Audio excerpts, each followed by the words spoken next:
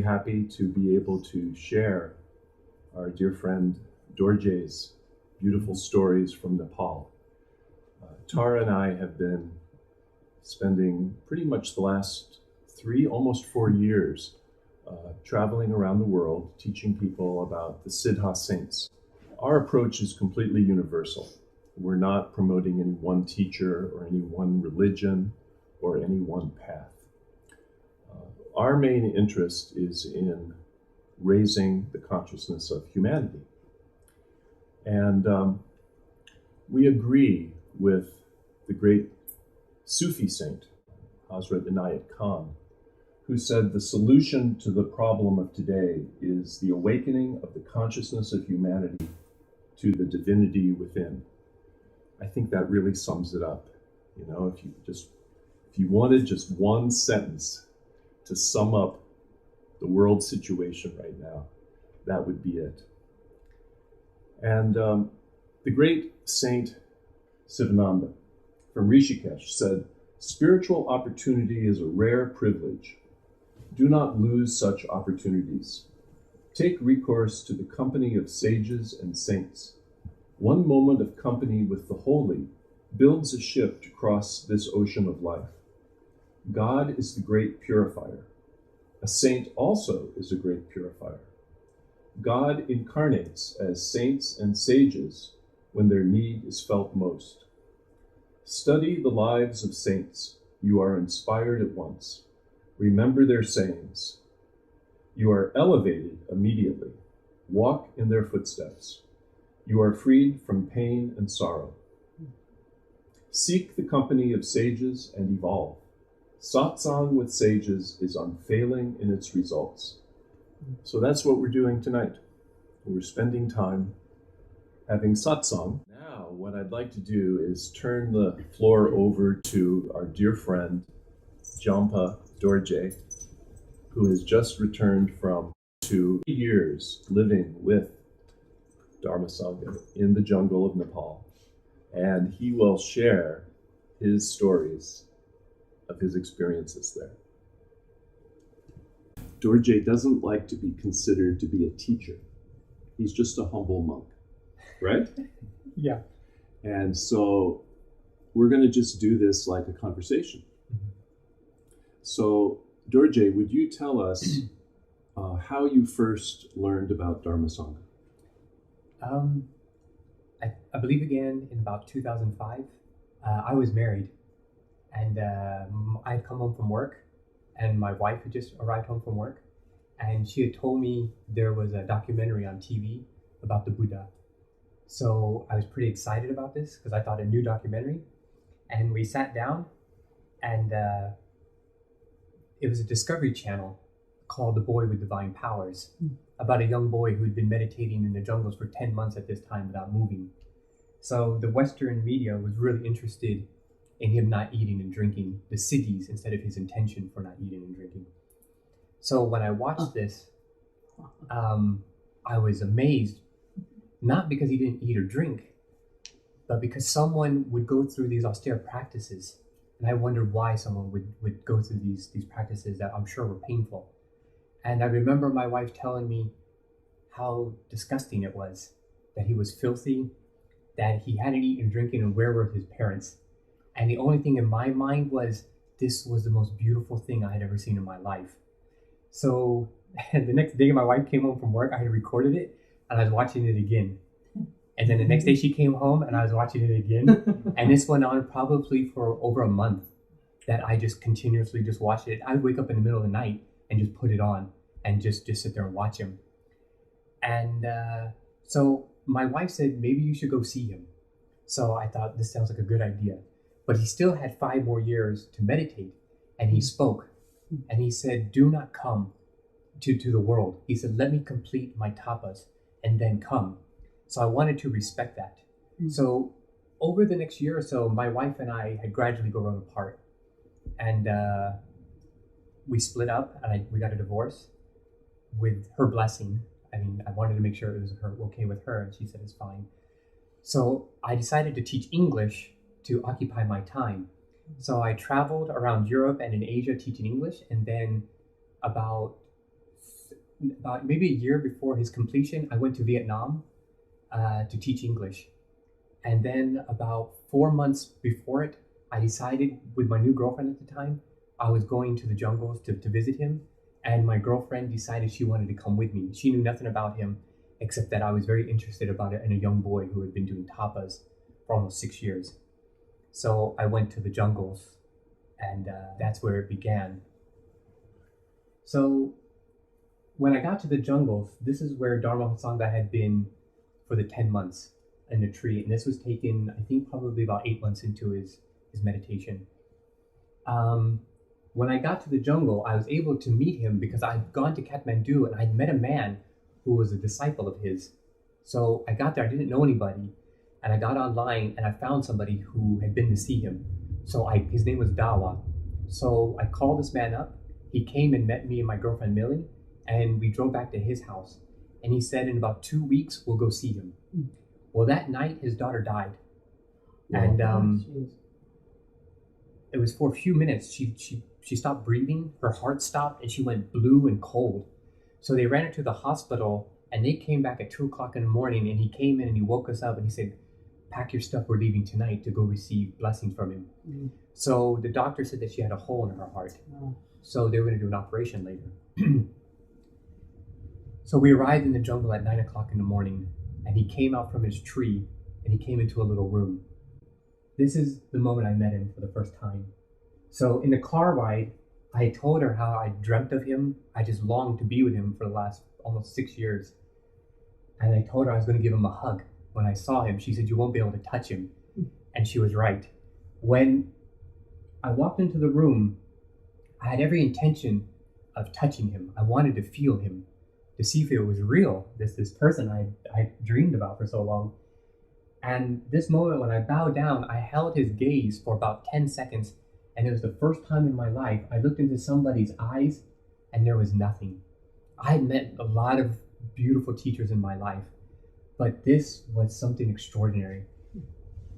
I try to describe to my family that it was like looking through 2 keyholes into an ocean, but not even a drop vibrated on that ocean. It was complete stillness.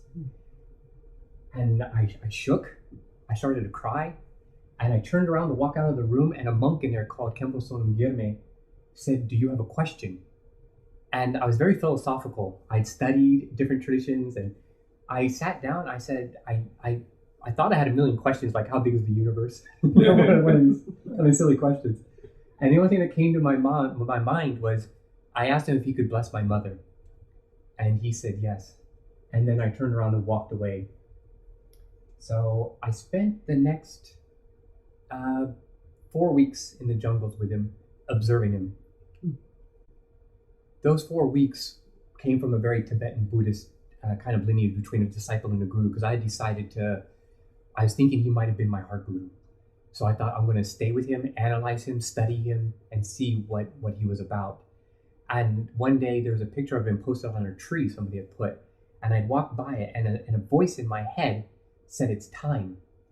And I knew exactly what it meant, that I was going to ask to become ordained under him.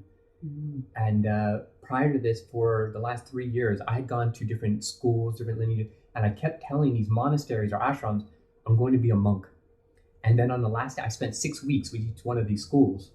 And when the moment came, I said, I'm leaving. And I would leave. And my parents thought I was lazy. My family thought I just didn't want to work. But it really I started to become depressed, because I thought I'm never going to find this person who I long to be with. So when I got to the jungle and I saw this picture, I knew.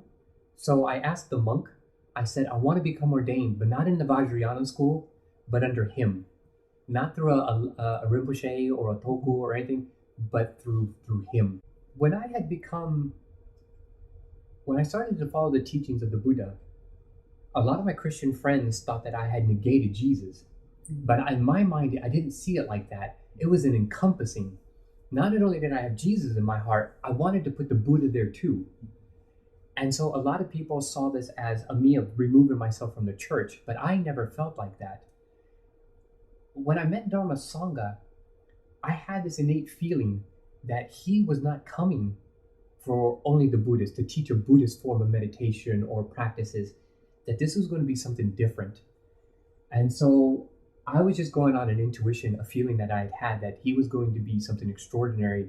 Not that Jesus and the Buddha weren't, but there were religions that were established and had become concrete in a way. And I needed to separate myself from this concreteness and be a bit more fluid. And I needed something that let me express it a little bit more differently in a much more open way. So with him, it was definitely just a feeling that it had to be through him. So when I asked to become a monk,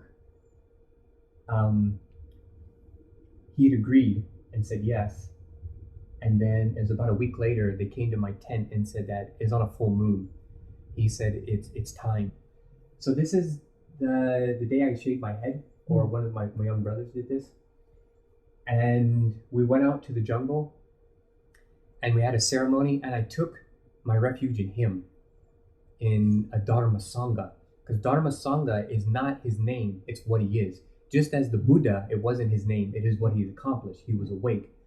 Dharma Sangha doesn't mean a person, it means his level of enlightenment.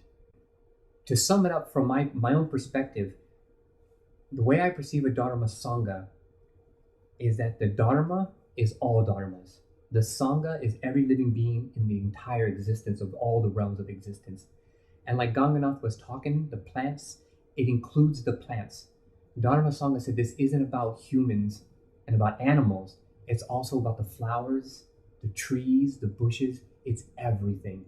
So a Maha Sambodhi Dharma Sangha is literally all gurus in all realms of existence coming into one being. He said what has come to this world is a Guru Marga. He said the Guru Marga of a Dharma Sangha will embrace all forms of philosophy to bring them to the one philosophy of loving kindness.